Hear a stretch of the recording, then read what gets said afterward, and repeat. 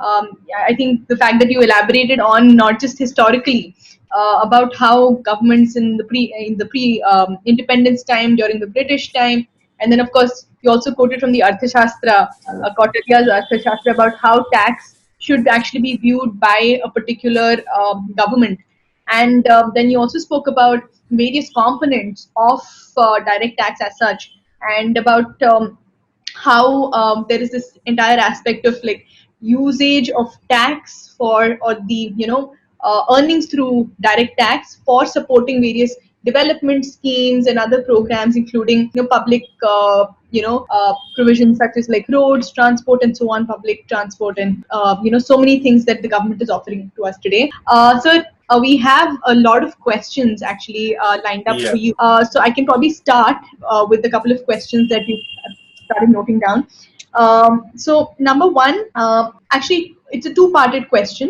That is, in what ways are the taxes collected? And I know you did elaborate on this, Ninga researcher. You did mention what are the ways in which it's spent, but if you can elaborate a little more on what way the taxes that are collected are, number one, spent, and how are tax slabs determined by the government when it comes to direct taxes? Tax slab, I said no already. And the exempt limit the 10%, 15%, 20%, and the 30% slab. So that is actually very simple. And tax slab, tax slab, that is again more than 15 lakhs earn and the component, that's again total income. Total income concept, someone should know what is total income. That's a technical subject actually. So tax slab, you go net type tax slab will come automatically. 5 லட்சம் ரூபாய் வரைக்கும் income இருக்கிறவங்க யாரும் tax பே பண்ண வேண்டாம். இப்பெல்லாம் வந்து அந்த எம்ப்ளாயர் இண்டிவிஜுவலா இருந்தாங்கன்னா எம்ப்ளாயர் கொடுத்தாருன்னா அவரே டிடிஎஸ் பிடிச்சிருவாரு. ஸோ டாக்ஸ் ஸ்லாப் பொறுத்த வரைக்கும் ஒன்றும் பெரிய காம்ப்ளெக்சிட்டி இல்லை முன்ன அளவுக்கு. அண்ட் இன்னொரு component second part. So the second part was on how are the the taxes which are collected, how are they spent? Like how does the government plan? Government நீங்க பாத்தீங்கன்னா budget provide பண்றப்பவே 100 rupees how government is earning, 100 rupees how government is spending. அதுல பாத்தீங்கன்னா ரொம்ப அழகா கொடுத்துருப்பாங்க. Interest, subsidies, defence. நான் சொன்னேன் interest, subsidies. Interest வந்து பாத்தீங்கன்னா around 18% centrally sponsored program. And what is the share actually, the taxes share by the union government and the state government. இது எல்லாமே different component. That is all different percentage. So it has again, நான் even சொன்னேன் defence கூட சொன்னேன் 8% சொல்லிருக்கேன். See, I have given you some examples. Not an elaborate. அதுக்கப்புறம் அது class மாதிரி ஆயிடும், புரியுதுங்களா?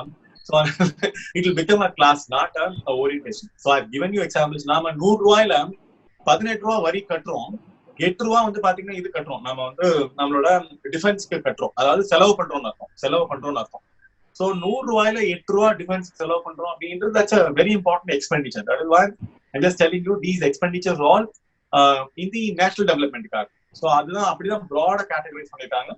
You go and see உங்களோட யூனியன் கவர்மெண்ட் பட்ஜெட்ல, இந்த வருஷம் கரண்ட் பட்ஜெட்ல, அதுல போய் கவர்மெண்ட் india.gov.in பாத்தீங்கன்னா இந்த ப்ரொபோர்ஷனேட்ல மேஜரா அவங்களே சார்ட் கொடுத்துருக்காங்க. அந்த சார்ட் ரொம்ப அழகா இருக்கும். Sure, sir. Thank you so much.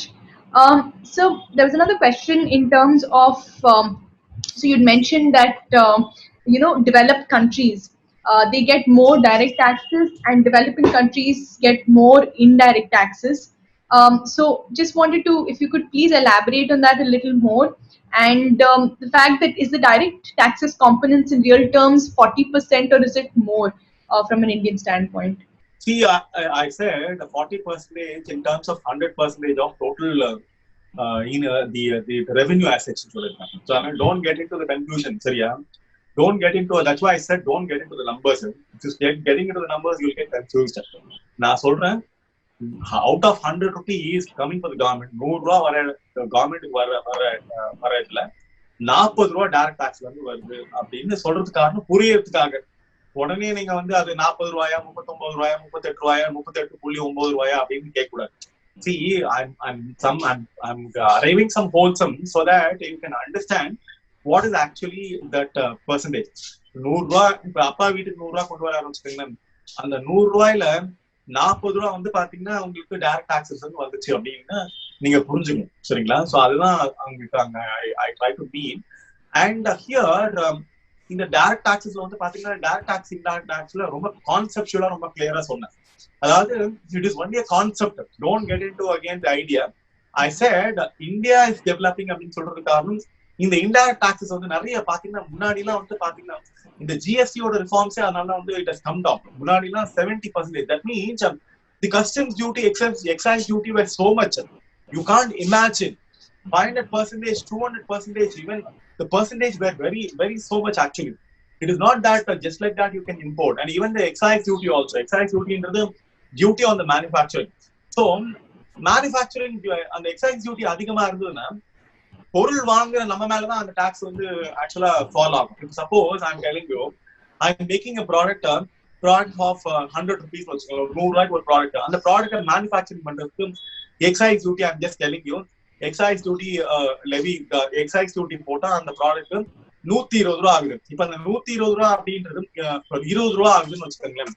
So இப்ப நான் சொல்றது 100 rupees காஸ்ட் அண்ட் 20 rupees வந்து பாத்தீங்கன்னா ஆடட் டு அந்த அந்த இன்டைரக்ட் டாக்ஸ் 120 ரூபா. இப்ப நான் கடையில வாங்குறப்ப 120 ரூபா கொடுத்து வாங்கணும். நான் வாங்கினாலும் சரி, இப்ப காமன் மேன் ஒரு பாவர்ட்டி பிலோ த பாவர்ட்டி லைன்ல இருக்கிற நானும் 120 ரூபா கொடுத்து வாங்கணும், பணக்காரனும் 120 ரூபா கொடுத்து வாங்கணும். இப்ப அந்த 20 ரூபாய் எல்லார்கிட்ட இருந்து கலெக்ட் பண்றோம்.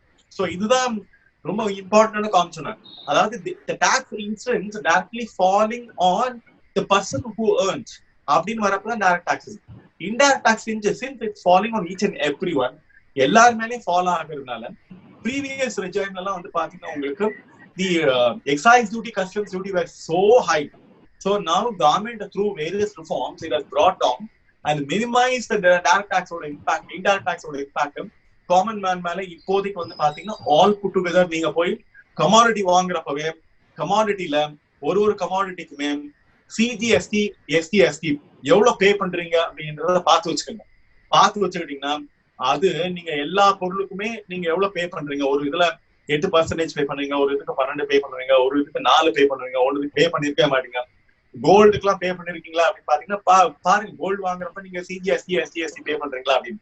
அந்த மாதிரி கன்சம்ஷன்ல ஆர் அதர் நாம பர்ச்சேஸ் பண்றப்ப எல்லாருக்குமே வந்து காமன் மேன் வந்து பாத்தீங்கன்னா எல்லாருமே வாங்குறதுனால அவங்க மேல இந்த டாக்ஸ் இன்சிடென்ட் ஃபாலோ ஆகுறதுனால டைரக்ட் இன்டைரக்ட் டாக்ஸஸ் வந்து பாத்தீங்கன்னா ஒரு பெரிய இம்பாக்ட் கிரியேட் பண்ணது காமன் மேன் பொறுத்த வரைக்கும். அதனால வந்து டெவலப்டு கண்ட்ரியா இருக்கிறப்ப இந்த டெவலப் கண்ட்ரில the tax incident it is directly falling on, if the tax incident is directly falling on, if I am collecting from the person who earns the income, then it is a sign that the country is developing அப்படின்னு அர்த்தம். அப்படின்னா அந்த country வந்து பாத்தீங்கன்னா ஒரு individual கிட்ட இருந்து இப்ப நிறைய 5 lakhs கீழே இருக்கிறவங்களுக்கு எல்லாம் இன்கம் டாக்ஸ் இல்ல அப்படின்னு சொல்லிட்டு வச்சுக்கோங்க, நிறைய பேர் எக்ஸாம்ட் ஆயிடுவாங்க.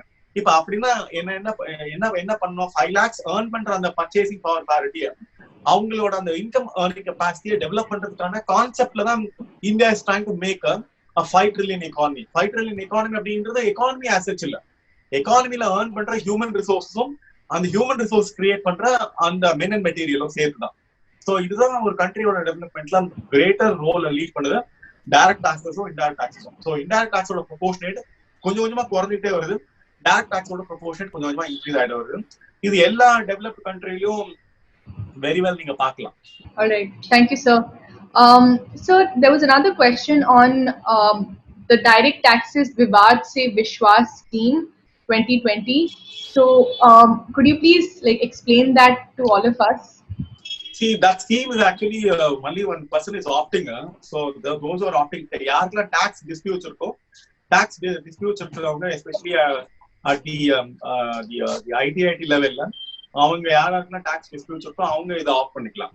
அதான் இந்த ஸ்கீம். டாக்ஸ் டிஸ்பியூட்ஸ்னா tax suppose someone is disputing tax or not paying taxes and taking it to the appeal forum like income tax tribunal, high court அந்த மாதிரி எடுத்து போறவங்களுக்கும் அவங்களுக்கு இந்த ஸ்கீம் கொண்டு வந்தாங்க.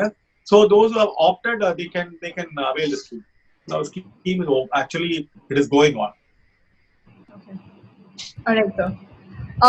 Sir, so actually this is like a question which has been asked like by many of the folks here in terms of, so if direct taxes as a component is increased, then there is like a disincentive for individuals and for smaller companies in terms of wealth creation, right? There's a small disincentive. So what are your thoughts on this, and how does the government take into account See, this aspect? MSME sector பொறுத்த வரைக்கும் startups and MSME sector வந்து government very well nose. நம்ம ஒரு individual தெரியறப்ப government தெரியாமையா இருக்கும், கட்டாயமா அவங்களுக்கு தெரியாம இருக்காது. Because they know very well that these MSMEs are the major feeders to the major corporates.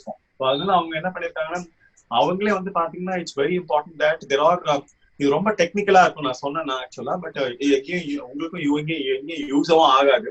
ஏன்னா இவ்வளவு இஃப் யூ ஆர் ஆக்சுவலி நீங்க யூஸ் பண்ணிட்டு இருக்கீங்க அப்படின்னா உங்க ஆடிட்டர் ஒண்ணு உங்களுக்கு சொல்லுவாரு 44 AD கேஸ் சொல்லுவோம். அதாவது உங்களோட டோட்டல் ப்ராஃபிட்ல you are expected to pay 8% on it of the net profit. அதாவது if you are turnover, actually உங்களோட டர்ன் ஓவர் வந்து 8% கீழே இருந்ததுன்னா அவங்க எல்லாம் வந்து பாத்தீங்கன்னா இந்த 44 AD கேஸ் இருக்கு. அந்த கேஸ்ல அவங்க லெஸர் டாக்ஸ் பே பண்ணிக்கலாம். ஆனா அத அவங்க வந்து அந்த டாக்ஸ் ஆடிட் கிட்ட கன்சல்ட் பண்ணி அந்த டாக்ஸ் ஆடிட்டை எப்படி அதை கண்டக்ட் பண்ணிக்கணும் அப்படின்னு தெரிஞ்சு வச்சுக்கணும். அவ்வளவுதான். ஸோ அந்த MSME இவங்க நினைக்கிற மாதிரிலாம் கிடையாது. MSME government has given a lot of tax incentive. It's not just like that you can say government does not look after. We give a lot of exemption for everyone. ஏன்னா கடைசியில எல்லா எக்ஸ்பெண்டிச்சரும் போக லாபத்துக்கு தான் பே பண்ணுவாங்க டாக்ஸ். ஒன்னும் it's only on the net profit. It is not on the gross profit. See, always think that a government tries to profit only on the net profit. And it is not that they are taxing on the gross profit. The gross profit or net profit. So people should think and be rational that how taxation structure is all about. And a lot of people are working on this. It's not one single-minded. So someone can't say just like that MSMEs are not considered a deal. All right, sir. Thank you. But sir, so talking about this particular 8%, of 8% of net profit, like you mentioned, for companies that they have to sort of pay up as taxes. So is this 8% constant for companies of like all sizes in terms of? No. See, it's not company. I said anyone who is having that turnover. So it is actually, if they go and even browse it in the net, they will get it. So don't worry on this component. All right. So there was another question on there's like a demand from pensioners, right? That their pensions should be taxed as it's like a deferred payment for which tax has already been paid during their working years. So what are your thoughts on the same? See, any salary income, we give a standard deduction. The 1.5 lakh. So that 1.5 lakh again, because நாங்க வந்து இங்க senior citizens வரப்ப 65 years வச்சிருப்போம் actually, so that they can avail the tax exemption and the income exemption கொஞ்சம் அதிகமா கொடுத்திருப்பாங்க. But otherwise again that for them also it's basically income, that's all. Salary income வரப்ப standard deduction அந்த standard deduction கொடுக்கறதே இப்ப லாபம் earn பண்றவங்க, இப்ப கம்பெனி நடத்துறாங்க, அவங்களுக்கு வந்து பாத்தீங்கன்னா நிறைய செலவுகள்லாம் இருக்கும். அப்படி போகிறப்ப even any salary people are expected to avail that இருக்கோ இல்லையோ that they are expected to avail that standard deduction of 1.5 lakhs per.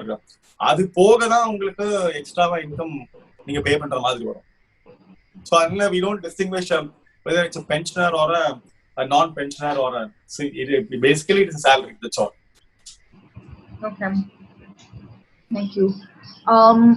So there's another question which says that under the direct taxes, you mentioned like there was another type of tax called wealth tax which used to be levied and then it was discontinued. So if we implement wealth tax, and apparently our former finance minister Shri Arun Jaitley also tried to sort of take that particular road.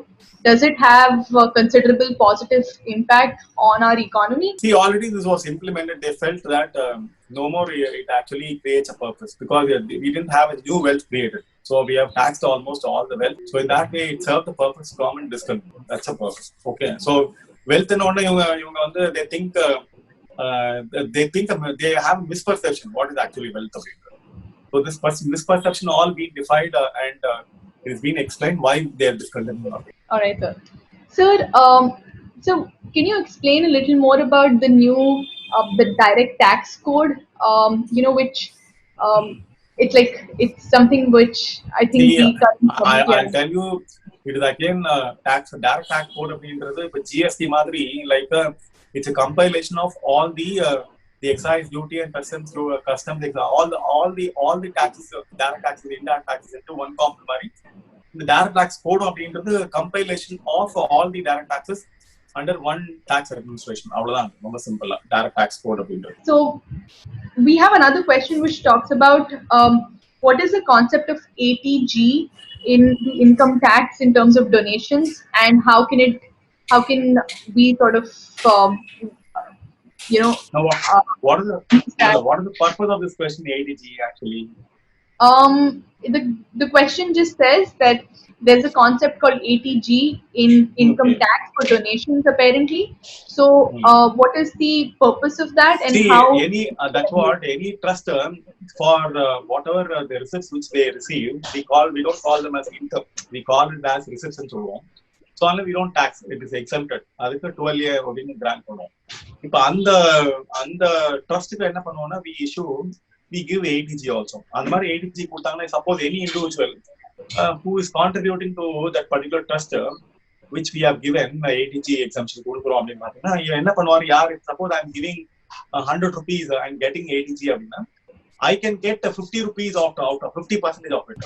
So அதை இப்போ நான் tax வந்து பார்த்தீங்கன்னா, இப்போ வந்து ஒரு 100 rupees tax கட்டணும், நான் ATG ஒரு 100 rupees கொடுத்துருக்கேன், யாருக்கா ஏதோ ட்ரஸ்ட்டுக்கு 100 rupees டொனேட் பண்ணிருக்கேன், அந்த ட்ரஸ்ட் ATG ரிசர்ச் கொடுத்தாங்கன்னா அதுல 50% கிளைம் பண்ணி நான் இப்ப 50 rupees டாக்ஸ் கட்டணும்ல. இப்ப நான் ஏற்கனவே இந்த சைட்ல நான் 100 rupees டொனேட் பண்ணி actually I've got ATG certificate. That ATG certificate can be set off against the income actually which I'm going to pay 80 rupees. So அதுதான். ஸோ அதனால ATGன்றது வந்து நீங்க ட்ரஸ்ட் சேரிட்டபிள் பர்பஸ்க்கு நீங்க வந்து எங்க ஒரு இடத்துல நீங்க செலவு பண்றதுக்கு இன்கம் டாக்ஸ் எக்ஸம்ஷனை கிளைம் பண்ணிக்கலாம் அப்படின்றத ஒரு கன்வீனியன்ஸ்க்காக தான். Okay, thank you, sir. So with this, I'd like to sort of invite. So first of all, thank you so much for answering all of these questions as well.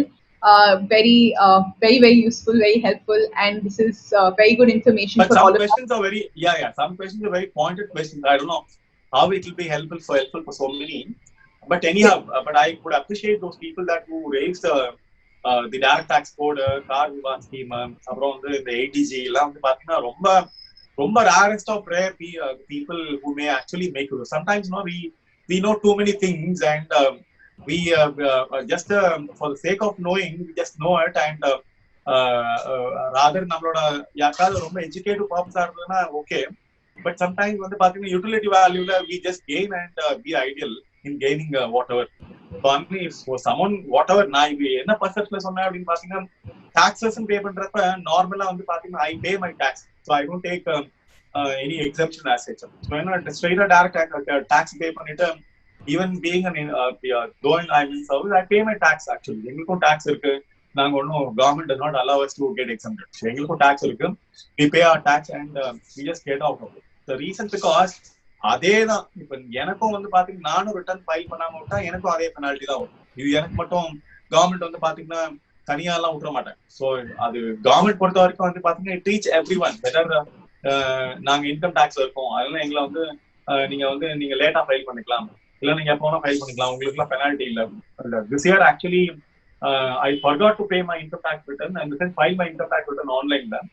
So I paid my 10th late fee. That's again I paid my 10,000 rupees and filed the return. So it is not that in a work hectic land, I actually told my subordinates that to compile it and keep it, and I thought they would have uploaded and filed the return. But at one time when I asked to check with them, sir, sorry sir, totally we got forgotten. Then again, okay, parvala, no, little inconvenience created, but we paid the late fee. That's again. So we paid the penalty of 10,000 rupees and filed the return. So அதான் சொல்றேன், இங்க வந்து the people should understand, government பொறுத்த வரைக்கும் வந்து பாத்தீங்கன்னா the act is common to everyone. It does not leave someone does not or take an exception just like that. All right. Thank you so much, sir. So one last question. It'll be great. I think you already sort of mentioned a little bit of this, and we all are actually the entire participants here as part, especially through Thiru Veerabahu sir, who's the founder of Archie Tamil IAS Academy. We're all civil service aspirants. So from a civil service preparation or UPSC civil service examination preparation standpoint, do you have any key inputs in terms of this particular topic, that is direct taxes, when we are looking at each of the stages in terms of prelims, mains, as well as interviews? Whatever I stated, I gave you a very very good outline, actually broader outline நான் கொடுத்தது. See, somewhere the outline as a civil servant ஆவே understand பண்ற perceptionல தான் நான் கொடுத்தது. I didn't talk anything in detail. That is why I didn't go into direct tax code, இந்த ATG குள்ளலாம் போகாம இருந்தது. காரணம் என்ன பாத்தீங்கன்னா, நான் ATG குள்ள போனேன், direct tax code பேசினேன் அப்படின்னு. இப்ப நான் சொன்னேன் இல்லையா, டைரக்ட் டாக்ஸோ இன்டைரக்ட் டாக்ஸோட ரோல்ல ஒரு கண்ட்ரியோட டெவலப்ட் ஸ்டேட்ல எப்படி அசர்டைன் பண்ண முடியும் அப்படின்றது. Then again the components of the direct taxes, and direct taxes I even stated even the 7th schedule article, 7th schedule, and even item number also, and even I said what is an agricultural income, why it is exempted. All these components are all oriented. நான் சொன்னது எல்லாமே civil service ப்ரிபரேஷனோட அந்த பர்செப்ஷன்லயும் ஒரு அட்மினிஸ்ட்ரேஷனோட பர்செப்ஷன்ல தான் I told actually. So that is why I didn't get into the common man mode or super expert mode. ஒரு பேசிக்கா ஒரு civil service prepare பண்றப்ப டைரக்ட் டாக்ஸஸ்னா என்னது, இன்டைரக்ட் டாக்ஸ்னா என்னது, டைரக்ட் டாக்ஸோட ரோல் என்ன, இன்டைரக்ட் டாக்ஸோட ரோல் என்ன, how this proportionate of direct tax indirect tax plays a role, and where the taxation powers are derived, and how we derive power for agricultural income and other income. And the constitution, even I was mentioning article 265 that no taxation without representation, and even 270, and even finance commission reference to 280. So I was referring a lot of references which are all predominantly a person who actually want to prepare for civil service அப்படின்ற அந்த ஓரியன்டேஷன்ல தான். ஏன்னா இது ரொம்ப common man மாதிரி layman மாதிரி பேசினாலும் it doesn't serve the purpose. ரொம்ப சூப்பர் எக்ஸ்பர்ட் மாதிரி. இப்ப இந்த கார் விவாத் ஸ்கீம்ல நான் வந்து இன்கம் டாக்ஸ் ட்ரிபியூனல் பத்தி பேச ஆரம்பிச்சேன்னு வச்சுக்கோங்களேன். எப்ப இன்கம் டாக்ஸ் ட்ரிபியூனல் பேசினா அதுக்கே I need some time actually. Then people will not know what is actually the income tax tribunal. Constitutionல இருக்கு actually. There is the other tribunals அப்படின்னு வரப்ப there is a mention, but அது civil சர்வீஸ்ல இருக்கிறதுனால I can't talk anything in detail. So it is maybe the person who may have the doubt, he may have it, but common man per person varappa civil service point of view, I've covered everything. What is the role of the taxes, and how India will go ahead with the 5 trillion economy, and how it creates the direct taxes, how it can be wealth creators அப்படின்றது சொன்னேன். And even I was telling about exemptionலாம் ரொம்ப அழகா சொன்னேன். அதெல்லாம் யாராவது கேட்டிங்களா, ப்ராப்பரா கேட்டிங்களான்னு தெரியல. I was telling that the concept of exemption கொடுக்கறதே ஒரு கண்ட்ரியோட பேக்வர்ட் ரீஜனை டெவலப் பண்றதுக்கு, அண்ட் சோஷியல் செக்டர்ஸ் டெவலப் பண்றதுக்கு, எக்ஸ்போர்ட்ஸ் டெவலப் பண்றதுக்கு, இங்கெல்லாம் டெவலப் பண்றதுக்கு எப்படி டாக்ஸ் ரோல் பிளே பண்ணுது அப்படின்னு. நாங்க டாக்ஸ் கலெக்ட் பண்ணாதான் டாக்ஸ் கிடையாது. ஈவன் அந்த இன்கம் நாங்க எக்ஸாம் பண்ணி அந்த செக்டர் வளரணும் அப்படின்றதுக்கு அலோவ் பண்ணா கூட அதுவும் டாக்ஸேஷன்ல ஒரு பெரிய ரிஃபார்ம்ஸ் தான் ஆக்சுவலா.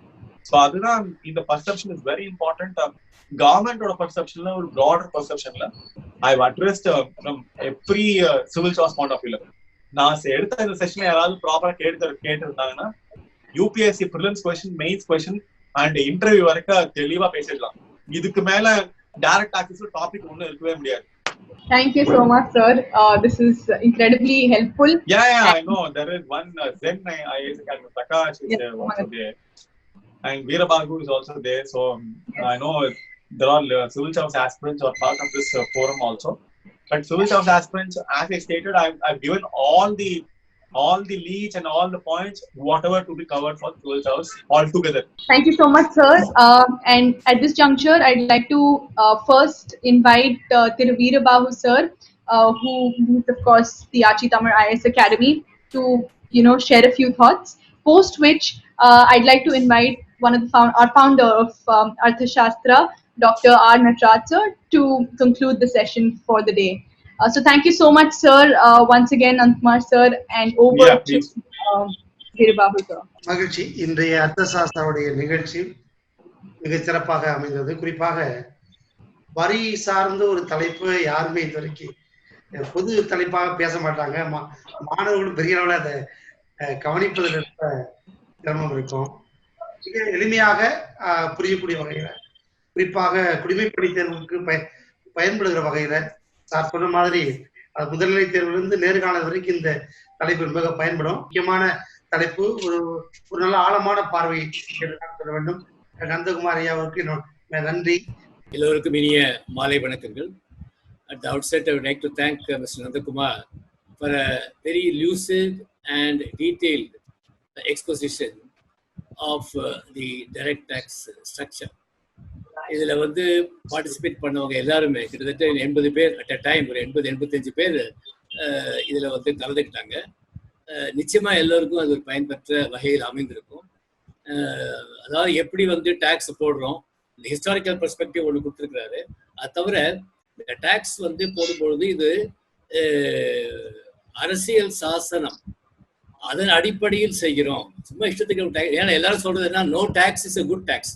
யாருக்குமே வரி கட்டாம நம்ம பாட்டுக்கு இருக்கணும் தான் நினைப்பாங்க எல்லாரும்.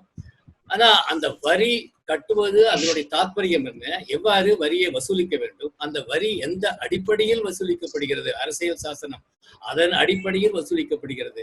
அது வசூலித்தாலும் ஒவ்வொன்றும் எவ்வாறு அதை நாம் பதிவு செய்கிறோம், எந்த இதுல கன்சாலிடேட் ஃபண்ட் ஆஃப் இந்தியாவில் போகுது, அதே மாதிரி நம்ம ஃபைனான்ஸ் பில்லுன்னு ஒன்று கொண்டு வரணும்.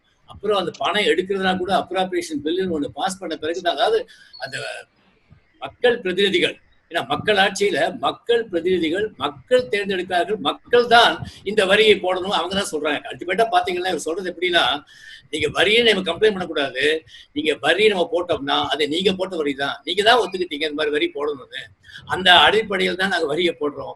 அந்த அடிப்படையில தான் அரசாங்கமும் உங்களுடைய ஒப்புதலோடு தான் பணத்தையே நம்ம கட்டின வரியோட பணத்தையே நம்ம எடுத்து மற்ற மக்களுக்காக அதை செலவு செய்கிறோம் என்பதை அழகாக எடுத்து கூறினார்கள். இதுல முக்கியமான டேக்அவே என்னன்னா, about finance bill, about appropriation bill, இது முக்கியமான டேக்அவே. அப்புறம் அரசியல் சாசனம்ன்றது முக்கியமான டேக்அவே. அது மட்டுமல்ல, இந்த எவ்வளவு percent developed country and developing country, இது இவங்களுக்கு ரொம்ப முக்கியமா இருக்கும். அதாவது சிவில் சர்வீஸ் ஆஸ்பைரன்ஸுக்கு இது ஒரு முக்கியமான ஒரு கருத்து. ஒரு டெவலப்டு கண்ட்ரினா நம்ம இந்த டைரக்ட் டாக்ஸஸ் அதிகமாகும். எப்படின்னா, நம்ம அதிகமாக தொழில் இருக்கின்றன, எல்லோரும் நன்றாக அவர்கள் சம்பாதிக்கிறார்கள், எல்லோரும் சம்பாதிக்கிறார்கள், ஒரு பங்கினை அவர்கள் நாட்டின் முன்னேற்றத்துக்காக கொடுக்கிறார்கள். ஸோ இப்போ டைரக்ட் டாக்ஸஸ் அப்படி இன்க்ரீஸ் ஆகும் அப்படிங்கிறத அவர் ரொம்ப அழகாக எடுத்து கூறினார்கள். அது மட்டுமல்ல, இவரோட முக்கியமான எளிமையான ஒரு நடை. அது மட்டுமல்ல, ஒவ்வொரு நேரத்திலையும் இந்த கருத்து பதிய வைப்பதற்காக திரும்பி நான் சொன்னதை நினைவூட்டி ஒரு எண்ட் ஆஃப் த லெக்சர் ஒரு ஓவராலா என்ன சொன்ன அப்படிங்கிறதையும் சுருக்கமாக சொல்லி அவர் விளங்க வைத்தார். நிச்சயமாக இந்த யூடியூப் சேனல்ல வரும்பொழுது எல்லோருக்கும் நன்றாக புரியும். எல்லாரும் நல்லா கேட்டாங்க. ஏன்னா இந்த மாதிரி எல்லாருக்குமே இந்த பொருளாதார விஷயம், கணிதம் விஷயம் கொஞ்சம் கஷ்டப்படுவாங்க புரியறதுக்கு. ஆனா அதுல இறங்கிட்டோம்னா அதுல ரொம்ப நமக்கு ஒரு ஈடுபாடு ஏற்படும். ஏன்னா அது நம்மை பாதிக்கக்கூடிய ஒரு விஷயம். நிறைய ஜார்கன்ஸ்லாம் யூஸ் பண்ணது, அதான் அவர் சொன்னார், திரும்பி நான் ஜார்கன்ஸ்லாம் யூஸ் பண்ணிடுவேன், அதெல்லாம் வேணாம், எளிமையாக சொல்கிறேன் என்று அழகாக எடுத்து கூறினார்கள். அதுதான் இந்த அர்த்த சாஸ்திராவுடைய ஒரு முக்கியமான நோக்கம் என்னவென்றால், இந்த மாதிரியான ஒரு ஆளுமை மிக்க சாதனையாளர்களை கூப்பிட்டு, அவர்களை கூப்பிட்டு, சாதாரணமாக கிடையாது, சாதனையாளர்களை கூப்பிட்டு அவர்கள் மூலமாக எளிமையாக நாம் பொதுமக்கள் அறிய வேண்டிய விஷயங்கள், இது சிவில் சர்வீஸ் ஆஸ்பைரன்ஸ் மட்டும் கிடையாது, பொதுமக்களும் இதில் பார்ப்பவர்கள் எளிமையாக புரிந்து கொள்ள வேண்டும் என்ன என்பதை அதற்காகத்தான் ஏற்படுத்தப்பட்டது. அதனால இந்த அர்த்த சாஸ்திரனுடைய அந்த ஃபவுண்டேஷனுடைய முக்கியமான நோக்கம் இதுதான். அதாவது ஒரு ஆளுமையை வளர்ப்பது, மக்களிடம், பொதுமக்களிடம் ஒரு ஆளுமையும் புரிதலையும் வளர்ப்பது. ஏதோ நம்ம ஐம் லிட்ரேட், கையெழுத்து போட தெரியும், அதனால லிட்ரேட் இல்லாம ஃபங்க்ஷனல் லிட்ரஸி, நாம் நம்முடைய அன்றாட வாழ்க்கையை நடத்துவதற்கு தேவைப்பட வேண்டிய ஒரு அறிவு இருக்கிறது. அறிவு சார்ந்த விஷயங்களை பகிரக்கூடிய ஒரு தளம் இந்த அர்த்த சாஸ்திர தளம். அதற்கு இன்னும் இந்த மாதிரியான திரு நந்தகுமார் போன்றவர்களை அழைத்து நாங்கள் மீண்டும் உங்களுக்கு ஒரு நல்ல ஒரு புரிதலை ஏற்படுத்துவோம். இன்னும் நிறைய பேர் இதில் பங்கு கொள்ள வேண்டும், அவருடைய கேள்விகளை கேட்க வேண்டும். இப்போ எங்களுக்கு கொடுக்கக்கூடிய கேள்விகள் இன்னும் இருந்தா கூட கொடுங்க, அதை நாங்கள் திரு நந்தகுமார் அனுப்பி அவரிடமிருந்து அந்த பதிலை பெற்று உங்களுக்கு தெரிவிப்போம் என்று கூறி, மீண்டும் ஒரு முறை திரு நந்தகுமார் அவர்களுக்கு எங்களுக்கு இதயமார்ந்த நன்றியும் வாழ்த்துக்களையும் தெரிவித்து, இம்மாதிரியான அதிகாரிகள் எப்படி அவர் சொன்னார் பாருங்க, அதான் உண்மை விளம்பிங்கிறது. அதுதான், நானே இன்கம் டேக்ஸ் ரிட்டர்ன் கொடுக்க மறந்துட்டேன் அப்படின்னு ரொம்ப சர்வசாதாரணமா சொன்னாரு. இது யாரும் சொல்ல மாட்டாங்க. அதான் அவருடைய நேர்மையை காட்டுகிறது. அதற்காக எந்த ஒரு அபராதம் இருந்தோ அதையும் நான் கட்டினேன் என்று கூறினார்கள். அதனால இந்த மாதிரியான ஒரு ஆளுமையை பெற்ற ஒரு அதிகாரிகள், சாதனையாளர்கள், அவர்களை கூப்பிட்டு இங்க அவருடைய சிந்தனைகளை பதிவு செய்யக்கூடிய ஒரு தளம் அர்த்த சாஸ்திரா. எல்லோரும் பங்கு கொள்ளுங்கள். மீண்டும் எல்லோருக்கும் என்னுடைய இதயமார்ந்த நன்றியை கூறி விடைபெறுகிறேன். நன்றி, வணக்கம்.